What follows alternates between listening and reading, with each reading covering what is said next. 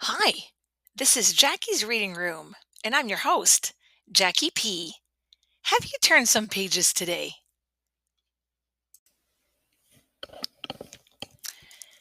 News from their father comforted the girls very much, for, though dangerously ill, the presence of the best and tenderest of nurses had already done him good.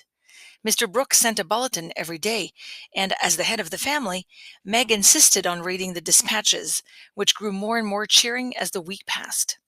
At first, everyone was eager to write, and plump envelopes were carefully poked into the letter box by one or other of the sisters, who felt rather important with their Washington correspondence. As one of these packets contained characteristic notes from the party, we will rob an imaginary mail and read them.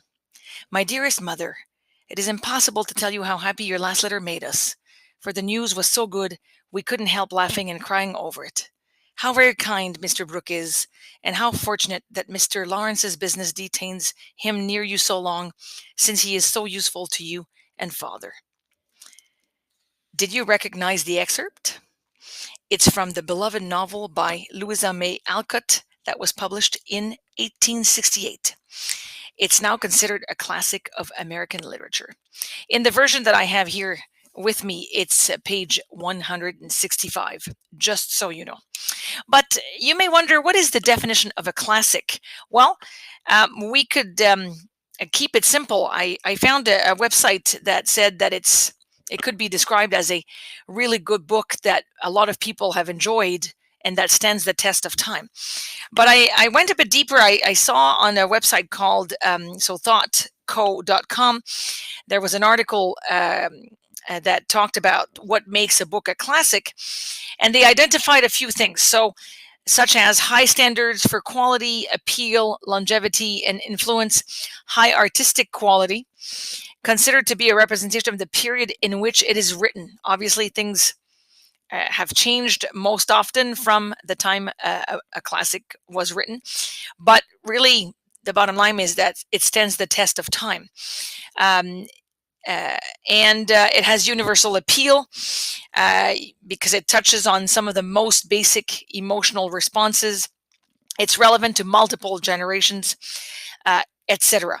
Now, the article actually made a difference between a classic and a modern classic. So the modern classic would be a book that was published after World War II, because the famous standing the test of time, there needs to be, some time between the publication and today.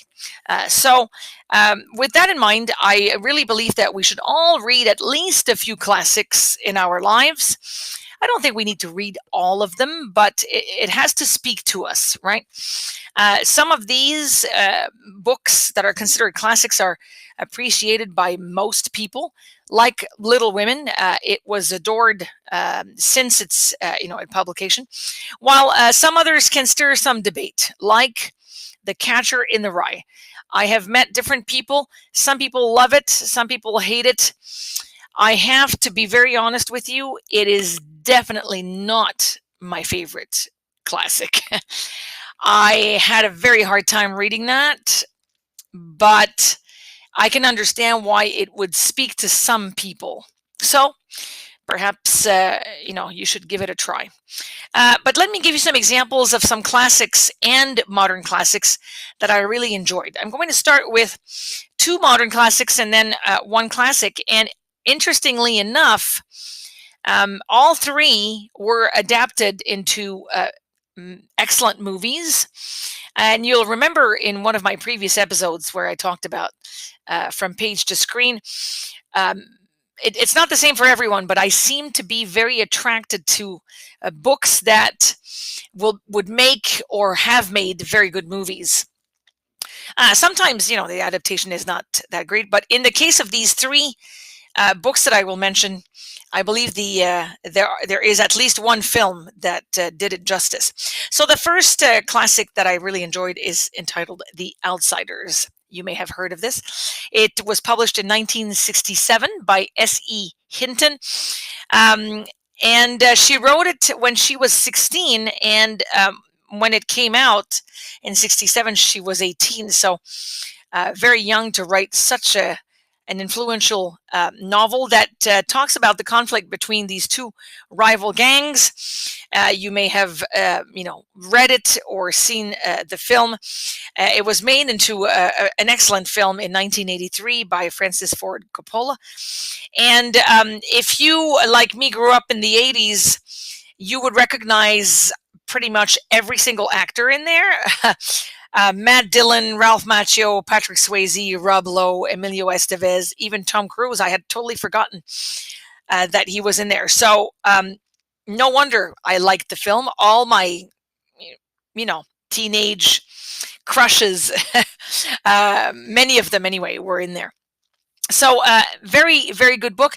And interestingly enough, The Outsiders and the other two books I will talk about today are actually very short. I seem to prefer reading shorter books, and I find that these classics they really do the job in not too many pages. The second classic I'd like to tell you about is Of Mice and Men. Now, who has not read that in high school? Some of us have, some of us haven't. But if you haven't, listen, I hadn't read it in high school. I read it, I believe it must be maybe a year or two ago only. This is a classic novella by John Steinbeck, published in 1937. It's the story of George Milton and Lenny Small, who are two migrant workers, and they are looking for work during the Great Depression in the US. It takes place in California. And of course, all kinds of things happen. It's such a short, beautiful story. And for me, what I really enjoyed was to see that the friendship of these two men.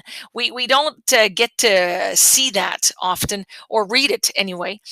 And I thought that was extremely well done. And interestingly enough, I found out that Of Mice and Men is on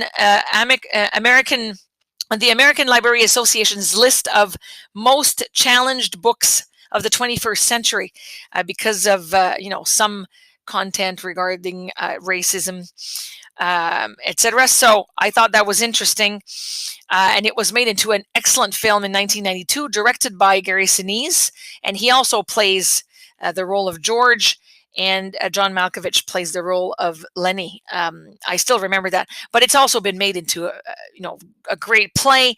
So before reading that novel, I had obviously seen the film, and I believe I saw at least one or two versions of the play.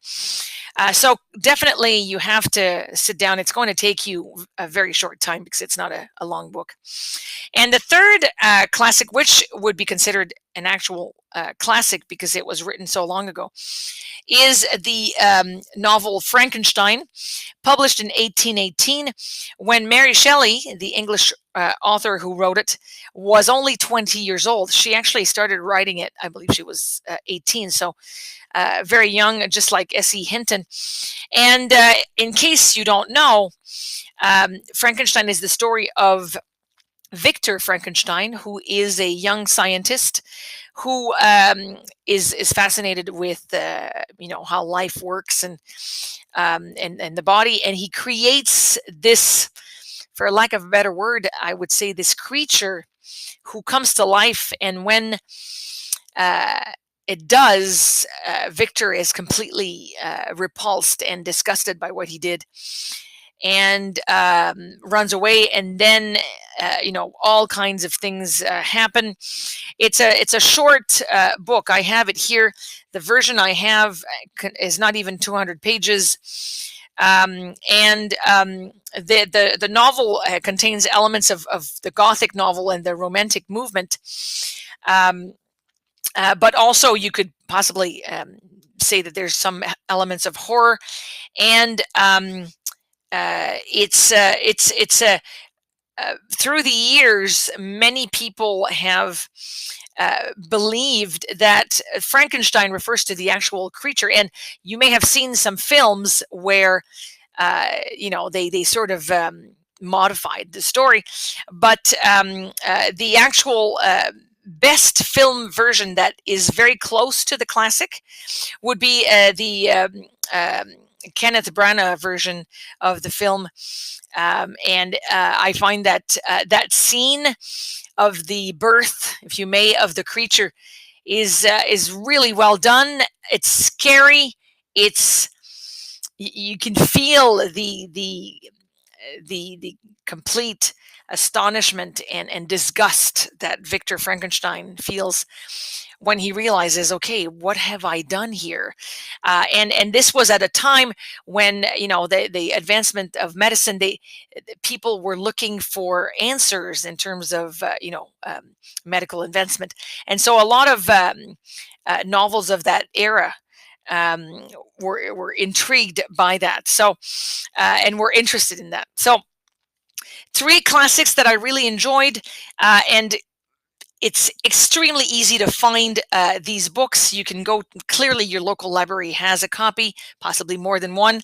And you know what? There's all kinds of versions. You can have possibly a kid's version. Maybe there are some graphic novels as well, I'm sure. And you could find out perhaps a version of the play is playing near you. So check it out. I'd like to leave you with just some food for thought. There's a link that I found to a text called 40 Classic Books and Why You Should Read Them. I thought that was very well done. And some of the classics on there I read, some of them I haven't. But as you are well aware, my TBR pile is quite long, and I still have some classics on it. So I will put that link, of course, in the notes. So hopefully this inspired you to turn some pages. Till next time, take care.